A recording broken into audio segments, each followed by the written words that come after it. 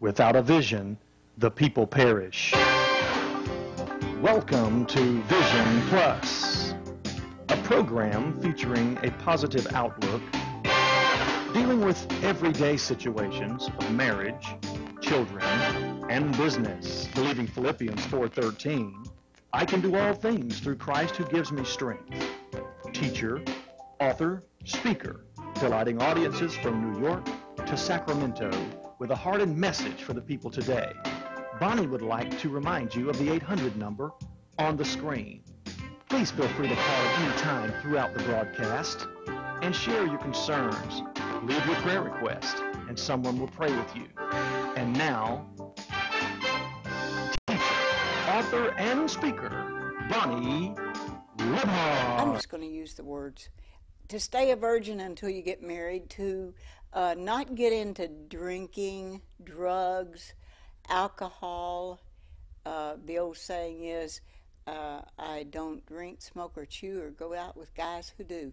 And this is a person that you will have, a lot of you will already know her, because I first saw her when she was, oh goodness, 10 years ago. She was a little girl, seemed to me like, at that time. And I met her at Willowbrook Baptist Church quite a long time ago when we went there.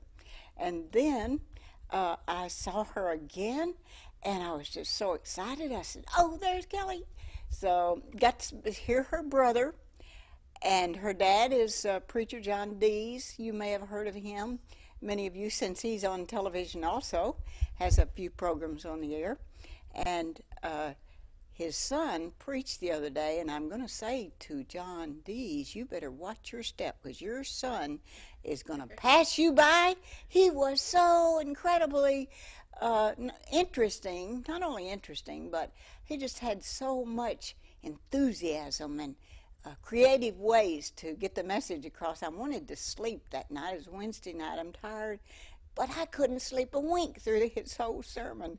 And I know that this young lady is just the same way. And her name is Kelley Dees, and she's on her way to Spain. And tell us why you're going to Spain and about what's going on in your life, Kelley.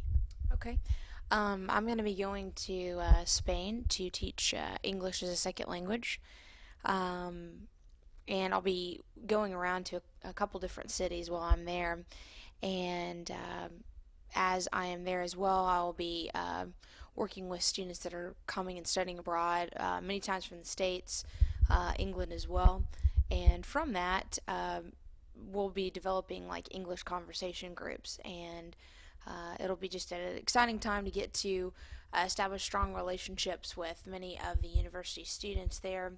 And through that whole process, I look forward to having spiritual conversations with them as well. Because you can't really hand them tracts and say, you better be baptized or else, you know, you have to be a little calm in that realm. How are you going to, let's say, present to them what you feel inside? How's that going to happen? You're going to be living with a Spanish family, too, when you go. I should have said, come with instead. Well, really the main way, and probably several people know kind of about Western Europe, it's just not a very good tactic to go about and just start handing tracts out and that kind of thing. There's a lot of history of negativism really towards the church, because a lot of them have been forced to live certain ways and follow different rules and those kind of things. So really the biggest way is just establishing strong relationships with people, loving people where they are, meeting them where they are, helping them out however that you can, maybe it be through schools or getting to know their families, and just showing them just the love of Christ through that, and earning the right to be heard by them, and speaking to what's taking place within your own life. Now you look at her and you think she is so beautiful. She's never had a sad day in her life. Nothing's ever happened to her. But the truth of the matter is that, Kelley, do you mind telling us how old you are? I am 28. 28. Okay. And you have, so you were only 18 or 16 when I met you, and I felt like, or maybe, well, When did you start over Willowbrook? How old were you? I mean, approximately. Right, I was about 16. Yeah, so then that must have been your age. And now you are a person.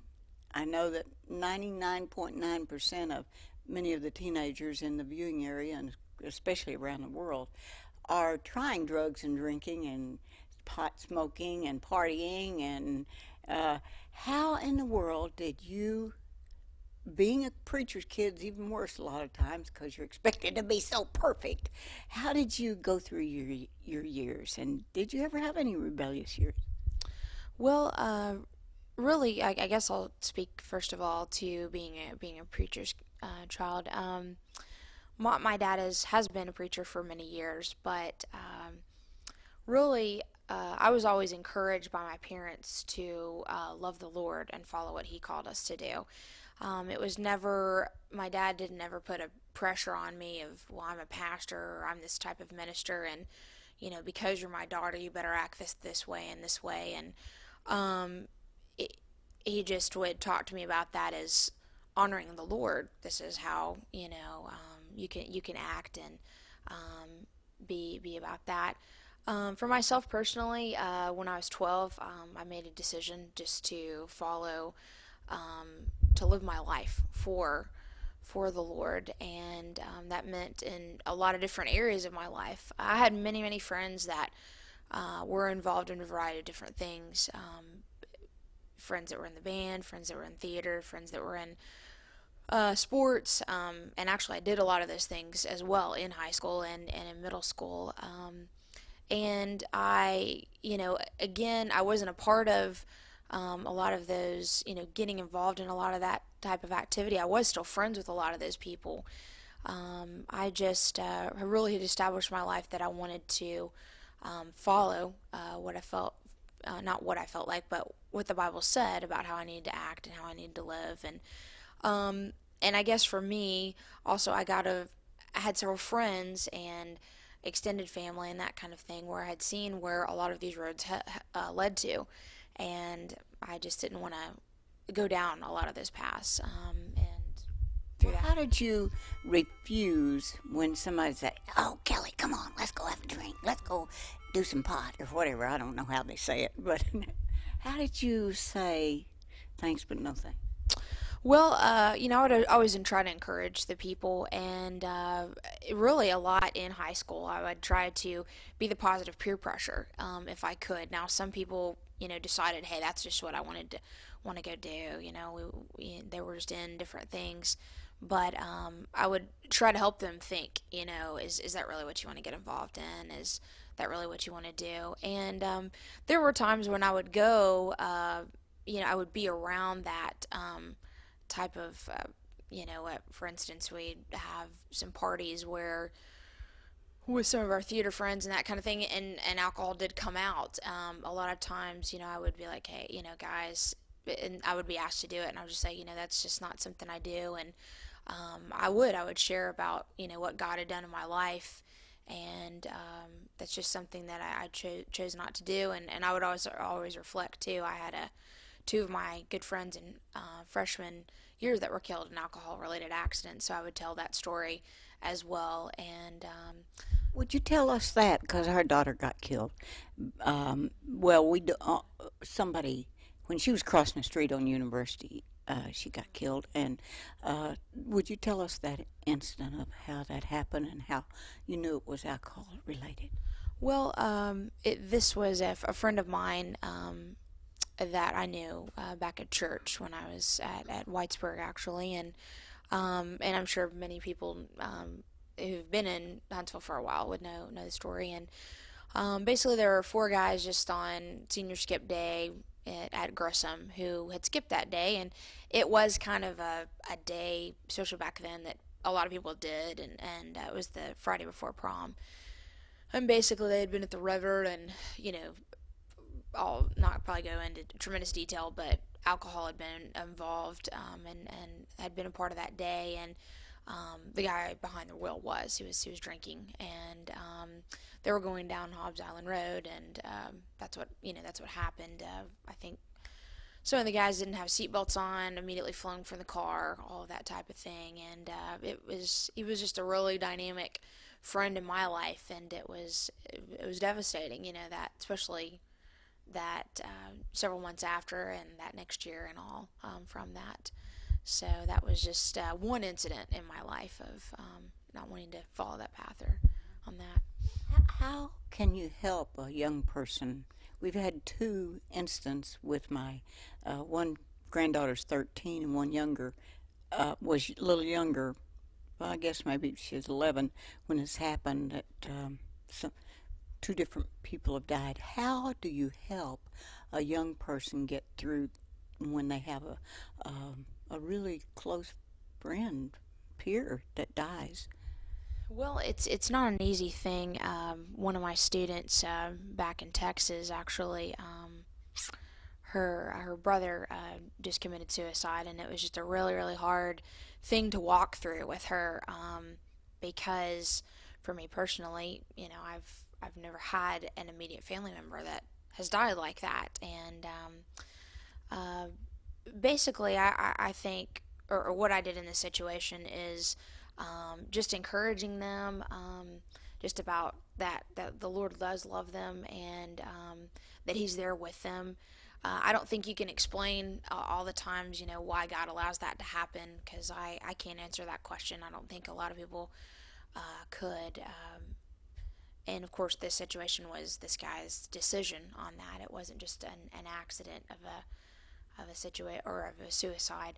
And just being there with them and talking to them and just enjoying letting them know that you're there for them and that you want to listen to them. And I just think in a lot of situations with a funeral of any type, just being a shoulder to cry on and just allowing them to learn kind of from that situation. It was really great to talk to her, and she was able to reflect back on the path that her brother went on, and just has tried to really change a lot of her ways of not, she's like, I don't want to go down the road he did. I've seen where it leads, and all in that. I know that in this case, that a lot of people, you don't many times know what to say, and you're exactly right. If you can just be there for a shoulder to cry on is great. There were just simple things when our daughter got killed. What I really hated was people saying to me, well, you're so fortunate because you still have two children living. Yes. And I'd think, excuse me, that is not exactly helping me at this moment. But if they would just sit there with me, hold my hand, give me some mints, give me a Coke, and her cup of coffee and then a mint. Anyway, so it is just being there. You've got the answer right there. It's just being there. And I taught at a high school. Well, did seminars, West High School in Jonesboro, Arkansas, where a guy went up in a tree, and as the kids came out, they shot him. He shot them and a teacher, and I think that was before Columbine, but so many things have happened since then, and it was that he felt left out. He wasn't, included in any group, and so people hurt his feelings, and that's the way he took it out on them. So it's not easy to be a young person today. And so I'm so, now how did you get to the point where you got selected or decided to go to Spain? Well, it's been kind of part of a journey for me. It wasn't this, some people that you talk to have these kind of defining moment of this is just the one thing. I feel like there's been several moments in my life where I just knew, based on really the circumstances, that this was the time to go for that. For me, really, it was when I was in Texas. I was at seminary working on my master's. And I had a professor that got up really my first semester of being there, and mentioned to our entire class, not just to me. He said, I know that there's a class of people that really have a heart for college students and young people, and what if there are some people here that still have this incredible passion and love for students, but maybe they feel led to do it in a different place than America. And I don't know, something just kind of triggered in my heart where I just started to think on that thought, and just really prayed about it through a lot of my classes for the next roughly 3 years that I was there. It was not quite exactly three, but and that grew, that continued to grow. And the procedure of applying and getting things together has probably been about a year, because you have to go through different interviews and those kind of things, and a whole lot of paperwork. But I just through a lot of prayer, and again back to certain situations, just know that this is the path that I need to go at this point in my life. Now, your brother also was touring around with a group of 20 other people.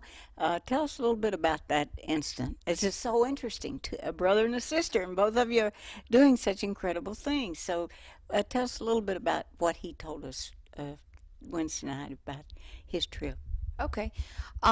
He was, he's at Southern Seminary in Louisville, and found out about this from a couple of professors, basically. And there were several, roughly about 22 students that were chosen, not only from Southern, where he is, but different places as well. And he was selected. I believe he was 4 out of like the seminary, basically, that went. And it was about a 3.5-week trip, and it was a strong concentration on archaeology, also looking at the whole situation in the Middle East, and just what does the Bible have to say about certain areas, and looking a lot at the geological evidence and those kind of things. And so he just, for that time, took a trip through the Middle East, of being in Lebanon, Syria, Jordan, Israel, Egypt, ended up in Athens, Greece, at the Acropolis and the Parthenon, and each of those types of things. And it was just a strong concentration study of several of the things I've already mentioned. And they would kind of look at about two sides of the coin. You know, what is what the Bible's saying about this really true?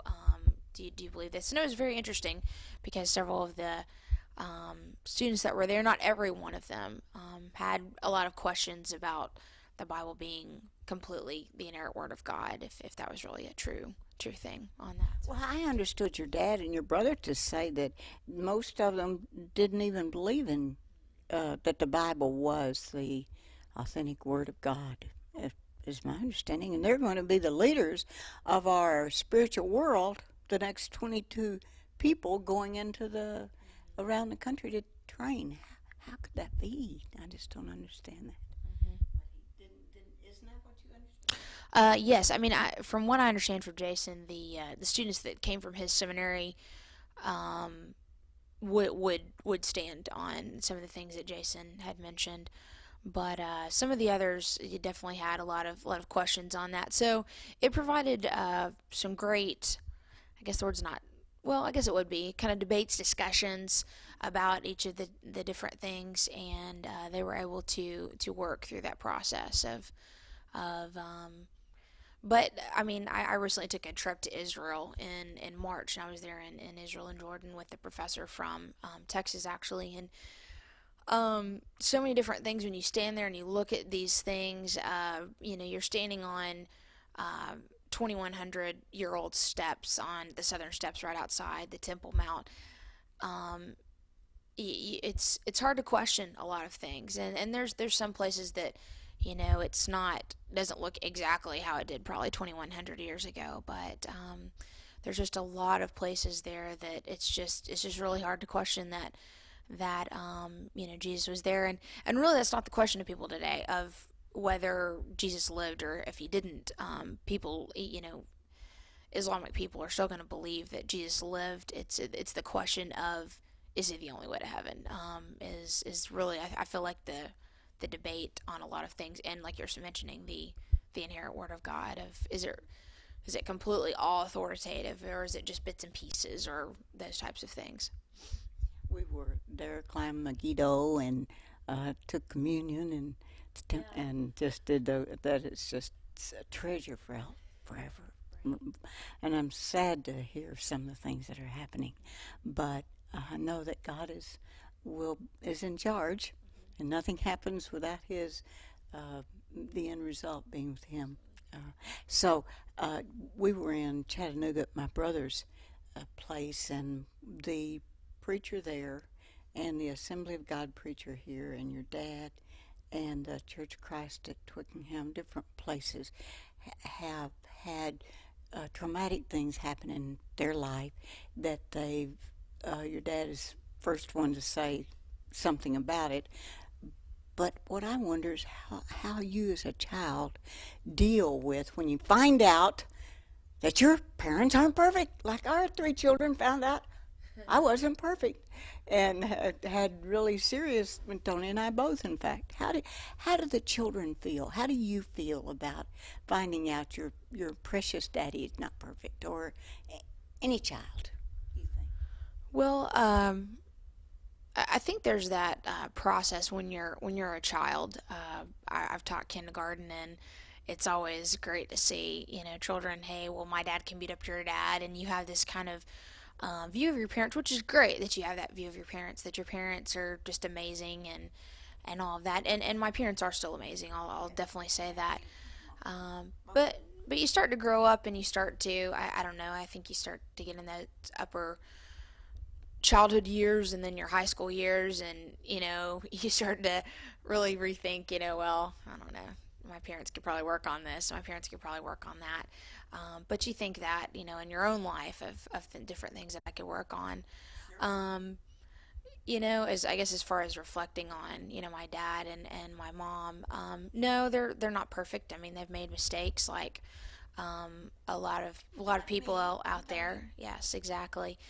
But for me, some of the situations I guess we've been through as a family, yes, it was a tough situation. It took time to work through and talk about, and but one of the, I guess, big things was the fact that my parents had a strong devotion to stay with the family, and to work through all those situations and talk through things, and reflect on how they could grow and how our family could grow. And I guess when you look at a lot of characters even in the Bible, I really feel for my own life personally and my family, some of those tougher situations have even made us stronger as a family. I think that if you don't go through something, how are you going to understand other people when they come to you with these incredible problems and challenges and situations? And it's your opportunity to say, I can really say, I understand. Because no one can understand like the death of a child to a person that's been through it. And no one can understand challenges. And your dad one day, oh, I got so tickled him. He said, there's only 2 kinds of families. There's dysfunctional families, and the second type is the more dysfunctional family. I love him and Nancy. I tell you what, they're just a treasure, and I'm glad our paths crossed in life. And I wish you so well going over to Spain. And is there anything else you'd like to tell the youth about how to stay pure? Okay. Well, I feel like the biggest thing that I would just encourage the youth today is I know there's a lot of things on the television and your friends that push you and tell you to go in different ways. And even though all those things are out there, I just want to encourage you to be the positive peer pressure in your school, be the positive peer pressure maybe in middle school or even college. It's exciting to me to see that there's a lot of students similar to the True Love Wait See at the Pole, those kind of things, where a lot of students are just making incredible impacts, and they're starting to change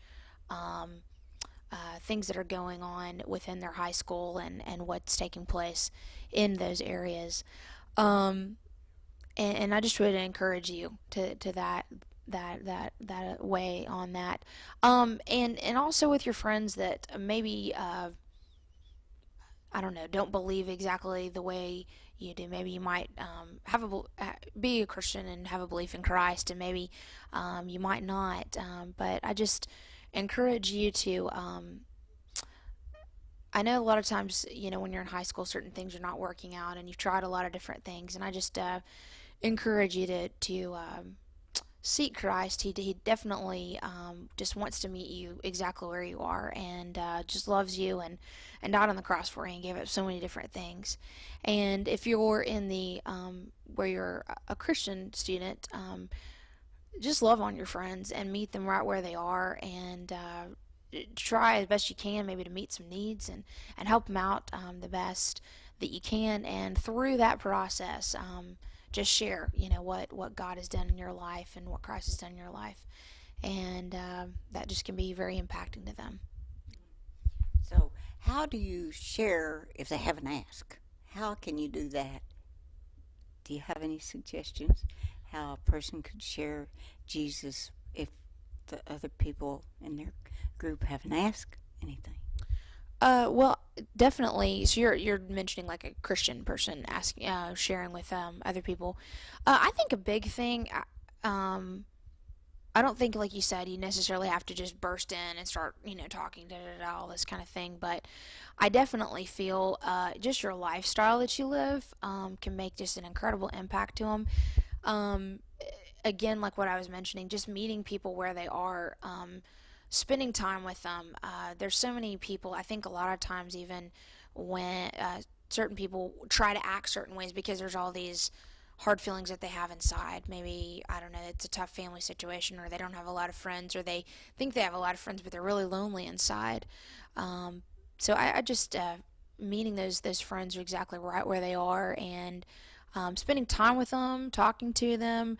It doesn't have to be big things. Maybe you can just play some sports, or try to find out some of the things that they're interested in as well. Maybe they just, I don't know, love a lot of like scat bands and those kind of things I know are big nowadays. So that works out as well, that you can just kind of meet them at the different levels where they are and things that they're interested in. And to me, you can never pass up opportunities, especially even when a friend maybe comes up and says, hey, what'd you do this weekend? You could just share, hey, well, I went to this, and maybe some different things that Christ has impacted your life with. Wonderful. Kelley Dees. Kelley, on her way to Spain. And I would like very much if, Kelley, do you have an email that they can get in touch with you in any way, or a way to get in touch with you, or just through your dad's church? Right. Well, I do have a blog spot that's going to be up. It's www.spanishmagnolia.blogspot.com, and one of the things that I'm going to be putting up is I don't have a whole lot on there now because I'm not there yet, but we'll be having some interviews and pictures of students, and quite a bit of write-ups every couple of weeks of different things that are taking place. So I'd love for people to check that out. And if you didn't understand the blog spot, then you can just call this toll-free number. It's 1-877-823-6886, and we'll get that information to you. Along with Kelley Dees and Tony Libhart, I'm Bonnie Libhart, and bless your heart for watching.